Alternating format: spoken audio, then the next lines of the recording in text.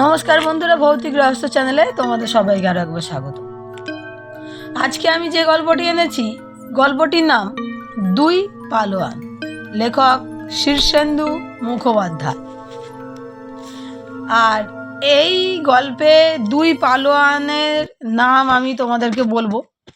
এক পালোয়ানের নাম কিশোরী সিং, আর এক পালোয়ান গণপতি মাহাতো। এই দুজনকে নিয়ে আমাদের এই গল্প। তাহলে চলো গল্পটা শুরু করা যাক। পালোয়ান কিশোরী সিংয়ের যে ভূতের ভয় আছে তা কাকপক্ষীতেও জানে না। কিশোরী সিং নিজেও যে খুব ভালো জানতো এমনও নয়। আসলে কিশোরী ছেলেবেলা থেকেই বিখ্যাত লোক, সর্বদাই চেলা চামুন্ডা তাকে ঘিরে থাকে। একা থাকার কোনো সুযোগই নেই তার। আর এ কথা কে না জানে যে একা না হলে ভূতেরা ঠিক সুবিধে করে উঠতে পারে না, জো পায় না। সকালে উঠে কিশোরী তার সাকরেত আর সঙ্গীদের নিয়ে হাজার খানেক বুকডন আর বৈঠক দেয়। তারপর দঙ্গলে নেমে পড়ে। কোস্তা কুস্তি করে বিস্তর ঘাম ঝরিয়ে দুপুরে একটু বিশ্রাম, বিকেলে প্রায়ই কারো না কারোর সঙ্গে লড়াইতে নামতে হয়। সন্ধ্যের পর একটু গান বাজনা শুনতে ভালোবাসে কিশোরী। রাতে সে পাথরের মতো পড়ে এক ঘুমে রাত কাবার করে। তখন তার গা হাত পা দাবিয়ে দেয় তার সাকরেত। এই নিশ্ছিদ্র রুটিনের মধ্যে ভূতেরা ঢোকবার কোনো ফাঁকি পায় না। গণপতি মাহাতো নামে আর একজন কুস্তিগিরি আছে, সেও মস্ত পালোয়ান। দেশ বিদেশের বিস্তর দৈত্য দানবের মতো পালোয়ানকে সে কাত করেছে, কিন্তু পারেনি শুধু কিশোরী সিংকে। অথচ শুধু কিশোরী সিংকে হারাতে পারলেই সে সেরা পালোয়ানের খেতাবটা জিতে নিতে পারে। কিন্তু মুশকিল হলো নিতান্ত বাগে পেয়েও নিতান্ত কপালের ফেরে সে কিশোরীকে হারাতে পারেনি। সেবার লখনৌতে কিশোরীকে সে যখন চিৎ করে প্রায় পেরে ফেলেছে, সেই সময়ে কোথা থেকে হতচ্ছাড়া এক মশা এসে তার নাকের মধ্যে ঢুকে এমন পন পন করতে লাগলো, হাঁচি না দিয়ে আর উপায় রইল না। আর সেই ফাঁকে কিশোরী তার প্যাঁচ কেটে বেরিয়ে গেল। আর দৈত্য হাঁচিটার সুযোগ তাকে রোদ্দা মেরে চিৎ করে ফেলে দিল। পাটনাতেও ঘটল আর এক কাণ্ড। সেবার কিশোরীকে বগলে চেপে খুব কায়দা করে স্ক্রু প্যাচ আঁটছিল গণপতি। কিশোরীর তখন দমসম অবস্থা। ঠিক সেই সময়ে একটা ষাঁড় খেপে গিয়ে দঙ্গলের মধ্যে ঢুকে লণ্ড ভণ্ড কাণ্ড বাঁধিয়ে দিল। কিন্তু গণপতি দেখল এই সুযোগ হাতছাড়া হলে আর কিশোরীকে হারানো যাবে না। সুতরাং সে প্যাঁচটা টাইট রেখে কিশোরীকে ল্যাং মেরে ফেলে দেওয়ার ফিকির খুঁজছিল। সেই সময় ষাঁড়ের তাড়া খেয়ে দর্শকরা সব পালিয়েছে। আর ষাঁড়টা আর কাউকে না পেয়ে দুই পালোয়ানের দিকে তেড়ে এলো। কিশোরী তখন বলল, গণপতি ছেড়ে দাও, ষাঁড় বড় ভয়ঙ্কর জিনিস। গণপতি বলল, ষাঁড় তো ষাঁড়, স্বয়ং শিব এলেও ছাড়ছি না। ষাঁড়টা গুঁতোতে এলে গণপতি অন্য বগলে সেটাকে চেপে ধরল। সে যে কি সাংঘাতিক লড়াই হয়েছিল তা যে না দেখেছে সে বুঝবে না। দেখেছেও অনেকে, গাছের ডালে ঝুলে, পুকুরের জলে নেমে, বাড়ির ছাদে উঠে যারা আত্মরক্ষা করেছিল তারা অনেকেই দেখেছে গণপতি লড়াই করছে দুই মহাবিক্রম পালোয়ানের সঙ্গে, ষাঁড় এবং কিশোরী সিং। গাছের ডালে ঝুলে পুকুরে ডুবে থেকেও সে লড়াই দেখে লোকে চেঁচিয়ে বাহবা দিচ্ছিল গণপতিকে।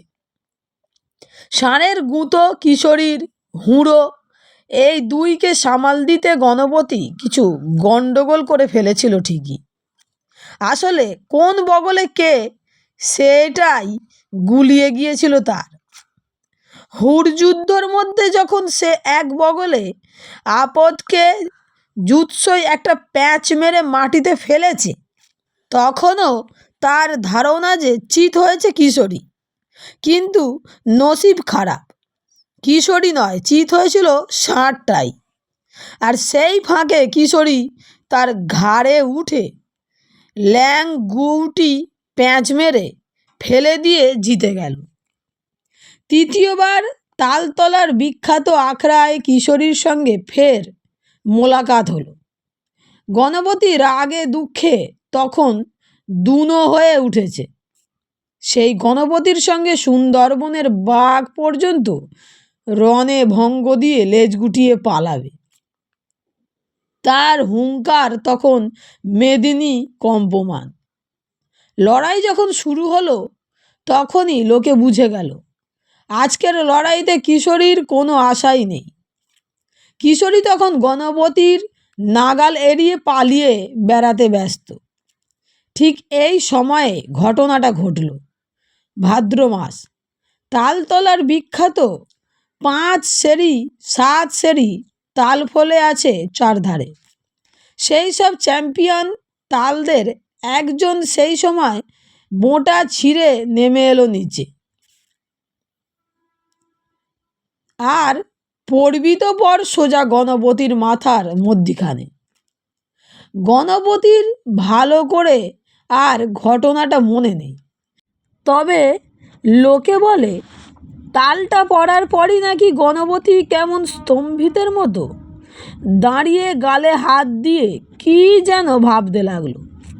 সে যে লড়াই করছে, তার প্রতিদ্বন্দ্বী যে কিশোরী, এবং সতর্ক না হলে যে বিপদ তার মাথায় নেই তখন।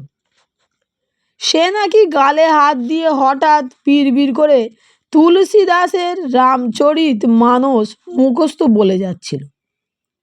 কিশোরী যখন সেই সুযোগে তাকে চিৎ করে, তখনও সে নাকি কিছুমাত্র বাধা দেয়নি, হাত জোর করে রামজিকে প্রণাম জানাচ্ছিল। গণপতির বয়স হয়েছে, শরীরে আর সেই তাগাদ নেই। কিশোরী সিংকে হারিয়ে যে খেতাবটা সে জিতে পারল না, এসব কথাই সে সারাক্ষণ ভাবে। ভাবতে ভাবতে কি হলো কে জানে, একদিন আর গণপতিকে দেখা গেল না। ওদিকে কিশোরীর এখন ভারী নামডাক। বড় বড় ওস্তাদকে হারিয়ে সে মেলা কাপ মেডেল পায়। লোকে বলে কিশোরীর মতো পালোয়ান দুনিয়ায় দ্বিতীয়টি নেই।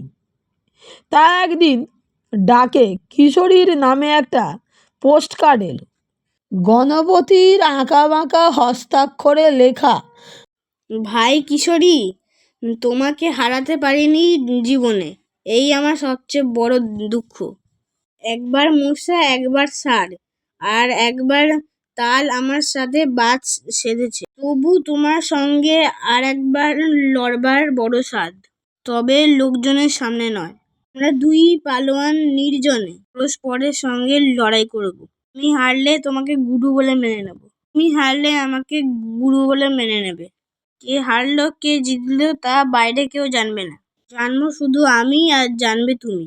যদি রাজি থাকো তাহলে আগামী অমাবস্যায় সেতুপুরে শ্মশানের ধারে ফাঁকা মাঠটায় বিকেলবেলা চলে এসো, আমি তোমার জন্য অপেক্ষা করব। চিঠিটা পড়ে কিশোরী একটু ভাবিত হলো সত্যি বটে, গণপতি খুব বড় পালোয়ান। এবং কপালের জোরেই 3-3বার কিশোরীর কাছে জিততে জিততেও হেরে গেছে। অত বড় একটা পালোয়ানের এই সামান্য আবদারটুকু রাখতে কোনো দোষ নেই। হারলেও কিশোরীর ক্ষতি নেই, সাক্ষী সাবুত তো থাকবে না, কিন্তু হারার প্রশ্নও ওঠে না। কিশোরী এখন অনেক পরিণত, অনেক অভিজ্ঞ। তাছাড়া গণপতিকে সে খুব ভালোভাবে হারাতে পারেনি, সেই লজ্জাটাও তার আছে। সুতরাং লজ্জাটা দূর করার এই সুযোগ। এবার গণপতিকে ন্যায্য মতো হারিয়ে সে মনের খচখচানি থেকে মুক্ত হবে। নির্দিষ্ট দিনে কিশোরী তৈরি হয়ে ক্ষেতপুরের দিকে রওনা হলো। জায়গাটা বেশি দূরেও নয়, 3 পোয়া পথ, নিরিবিলি জায়গা। শ্মশানের ধারে মাঠটায় গণপতি অপেক্ষা করছিল। কিশোরীকে দেখে খুশি হয়ে বলল, এসেছো, তাহলে লড়াইটা হয়ে যাক। হোক। দুজনে ল্যাঙ্গটেটে গায়ে মাটি থাবড়ে নিয়ে তৈরি হলো। তারপর 2 পালোয়ান তেড়ে এলো দুদিক থেকে। কিশোরী ঠিক করেছিল পয়লা চোটেই গণপতিকে মাটি থেকে শূন্যে তুলে ধবিপাটে মেরে কেল্লাফতে করে দেবে। কিন্তু সপাটে ধরার মুহূর্তেই হঠাৎ পোঁ করে একটা মশা এসে নাকে ঢুকে বিপত্তি বাঁধালো। হ্যাঁচ্চ হ্যাঁচ্চ হাঁচিতে গগন কেঁপে উঠল। আর কিশোরী দেখল কে যেন তাকে শূন্যে তুলে মাটিতে ফেলে চিৎ করে দিল।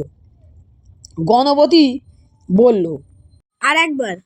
কিশোরী বলল, নিশ্চয়ই। কি হবে তা বলাই বাহুল্য। লড়াই লাগতে না লাগতেই দশাই একতাল এসে পড়ল কিশোরীর মাথায়। কিশোরী পাখি সব করে রব আওড়াতে লাগলো এবং ফের চিৎ হলো। হতভম্বের মতো যখন কিশোরী উঠে দাঁড়ালো তখন দেখল গণপতিকে ঘিরে ধরে কারা যেন খুব উল্লাস করছে, কিন্তু তারা কেউই মানুষ নয়। কেমন যেন কালো কালো ঝুলকালির মতো রং, রোগা ঠেঙে লম্বা সব অদ্ভুত জীব। জীব নাকি অন্য কিছু? কিশোরী হাঁ করে দেখল গণপতিও আস্তে আস্তে শুকিয়ে কালচে মেরে লম্বা হয়ে ওদের মতোই হয়ে যেতে লাগলো। কিশোরী আর দাঁড়ায়নি, বাবারে মারে বলে চেঁচিয়ে দৌড়তে লেগেছে। কিশোরী পালোয়ানের ভূতের ভয় আছে এ কথা এখনো লোকে জানে না বটে, কিন্তু কিশোরী নিজে খুব জানে। আর এই জানলে তোমরা। বন্ধুরা, গল্পটি এখানেই শেষ। গল্পটি তোমাদের কেমন লেগেছে অবশ্যই কমেন্টে জানিও। ভালো লেগে থাকলে বন্ধুদের সঙ্গে শেয়ার করে চ্যানেলটি সাবস্ক্রাইব করে লাইক করে আমার পাশে থেকো, যাতে আরও নিত্য নতুন গল্প তোমাদের আমি শোনাতে পারি। তাহলে বন্ধুরা, আজকের মতো বিদায়। সবাই ভালো থাকবে, সুস্থ থাকবে, সবাইকে ভালো রাখবে।